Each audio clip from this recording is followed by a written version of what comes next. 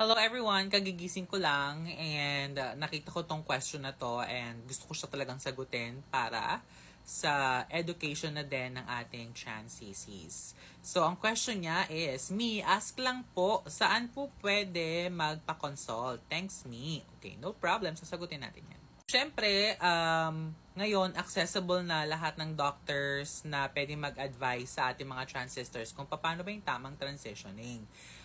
Kahit pa ikaw ay nakatira sa bandang South or Luzon area, sa Mindanao ka pa man nakatira, huwag kang mag-alala dahil accessible na siya.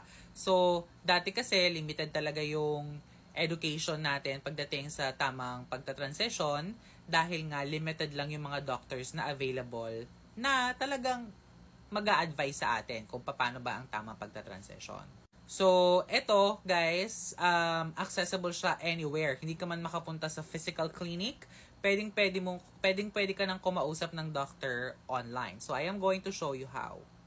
So, consultation through an endocrinologist can now be done via online. And I am using the Now Serving app. So, Now Serving apps, paano ba siya i-download? Punta ka lang sa Google Play Store, or if you're using an iPhone, App Store, look for Now Space Serving. So, yun ang itatype mo, Now Space Serving app. Tapos, automatic, lalabas na yun doon sa search mo. So, ang pangalan ng aking doctor is John Paul Martin Bagos.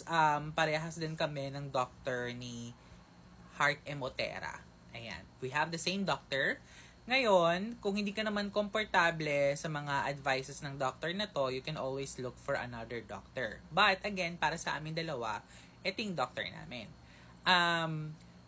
Meron din siyang HMO coverage. So, kung ikaw ay may health card, applicable din siya. Pero guys, yung iba kasi na HMO, hindi tinatanggap. Ibig sabihin, depende sa coverage ng health card mo. So, if you think hindi mo gusto yung doktor namin ni Heart Emotera, you may always go to the search option at ang itatype mo lamang ay transgender health and wellness. Tapos, yung unang-unang lalabas na result, yan ang i-click mo. Ayan, nakalagay, specialty. Yan ang unang-unang i-click mo para maka-choose ka ng different doctors specialized for transgender people na gusto mag-transition either from men to women or women to men. Vice versa. So, paano ba mag-consult? So, once na nakapili ka na ng doctor mo, bibigyan ka ng option na kung gusto mo ng online or in-person. Pag in-person yung pipiliin mo, guys,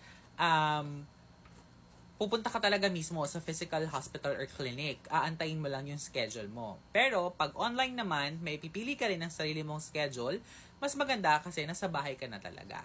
Tapos, ayan, meron silang online consultation or if you are going to use your health card or HMO card. So, paano ba yung procedure? So, syempre, magtatanong kayo, paano po ba yung procedure, etc., etc. So, ang gagawin niyan, hindi naman ako nakikita ng doctor. Hindi niya ako nahahawakan physically.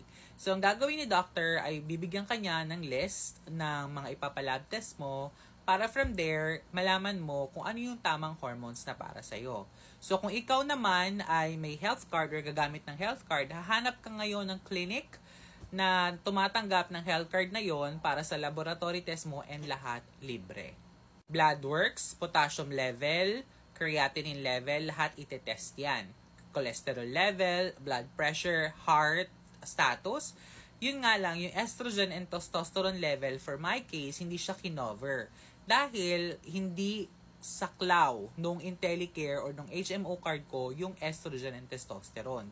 Dahil doon, nagbayad ako and it's 3,000 pesos per item. So, 3,000 sa estrogen, 3,000 sa testosterone.